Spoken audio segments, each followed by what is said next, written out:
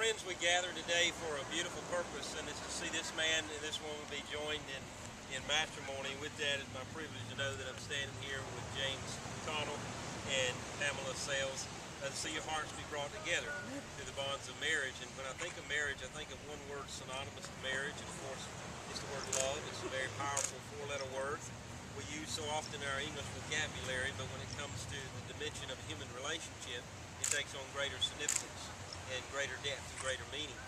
And from the very beginning of time, it was God who put this world into motion because He is love, and He created to share Himself. And in the creation of the world, in the creation of man, He said it was good. But He recognized that in the creation of man that there was something missing. And so the uniqueness of that story, I think, takes a different twist, and it has a very unique purpose to it, because He created man from the dust of the ground, but yet for woman He created her from man's body. And He could have chosen any other way to do that, but He chose to do so from man's body. And He could have chose a bone from the head or the foot, James, and maybe that would have symbolized man's dominance over woman. But He didn't. He chose the bone closest to man's heart. And I believe that was the intent of marriage from the very beginning, and still is to this day. Because marriage is cherishing one another from the heart, and the heart is the deep seat of who we are, the core being of who we are, and we respond from the deepest part of our inward being. And so marriage is cherishing one another from the deepest part of who we are, and loving one another, and caring for one another, and honoring one another. And I challenge you to always keep that fresh in your mind as you take care of one another's needs, and elevate the status of each other, even over and above your own interests and own needs of your own life. And I challenge you to always know that you two are the partnership for one another, partners to shape one another here on earth, and to make you a better people each and every day, and even on into eternity, because you'll help one another to see each other as others see you. And if there's adjustments that do need to be made, I'm sure you will lovingly and graciously make those adjustments, so that you're a better person each and every day of your life. Which I think is the only goal of any person's marriage, is just to do better tomorrow than you've done today. Now I challenge you to dedicate your home unto the Lord, and to dedicate your lives unto Him, and to make it your goal to live in the center of His will, because that is the prescription of the greatest success of any person's life. And there's a scripture passage in 1 Corinthians 13, and not reading the whole chapter, but the parts of it says, "Though I speak with the tongues of men and of angels, but have not love, I have become as a sounding brass or a tinkling cymbal.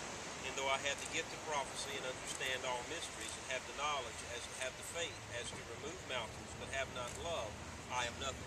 And though I bestow all my goods to feed the poor, and even give my body as a sacrifice for others, but have not love, it profits me nothing." And then it gives a description of love, where it says, "Love is patient, and love is kind. Love does not envy, is not puffed up, it does not behave itself unseemingly, it does not seek its own, it's not easily provoked, it thinks no evil. It rejoices not in iniquity, but rejoices in the truth. It bears all things, believes all things, hopes all things, endures all things. And love never fails." And of these three, faith, hope, and love, the greatest of these is love. And I trust this is why you're here, because of your love for one another. And love will sustain you through the years to come, through the ups and downs, the good and bad, the easy and difficult. And love will be a word of a multitude of your lives as you bring your lives together, forming a beautiful tapestry. And hang on to the love that's begun, and the love that will continue to grow. Do you mind if I have prayer with you? Father, I want to thank you for James and Pamela and their family and friends, and each one that's gathered this very spot. And we just pray your blessings on this marriage, looking to you, knowing that you are the author and sustainer of every good and perfect relationship.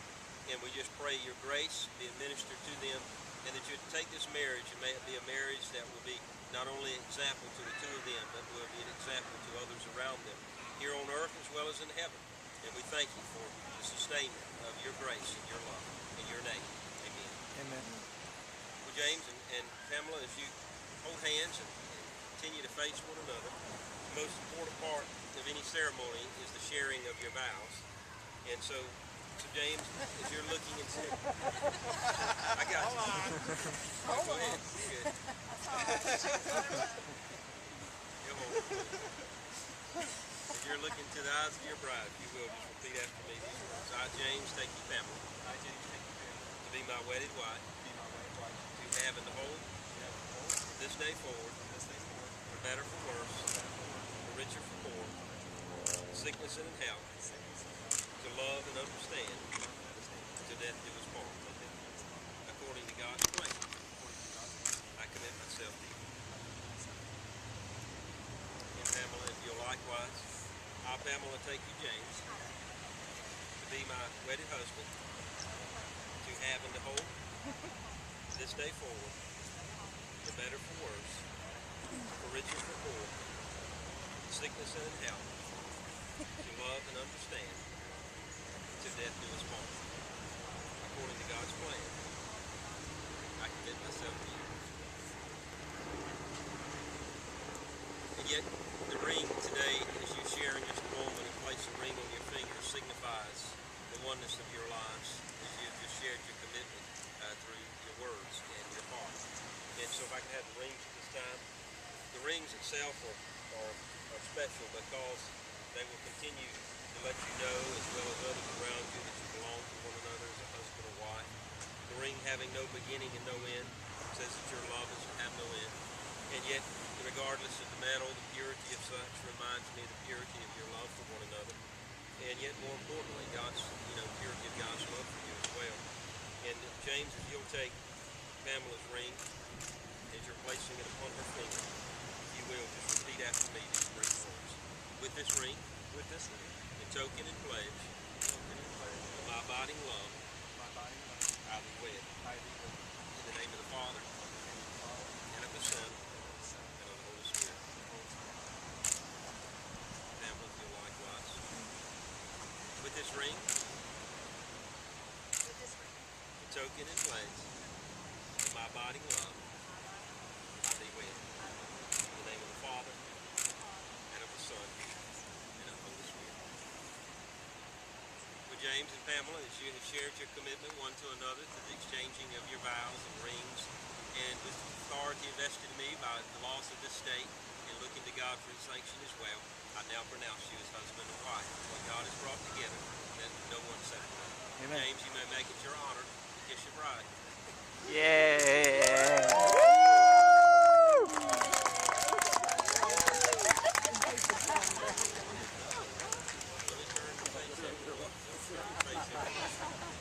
Well, ladies and gentlemen, it's now my privilege to introduce to you for the first time Mr. and Mrs. James Connell. Yeah.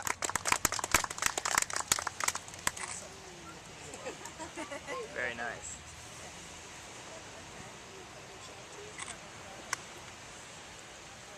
Oh, I wasn't good to All right, guys, y'all want the sign to marriage life?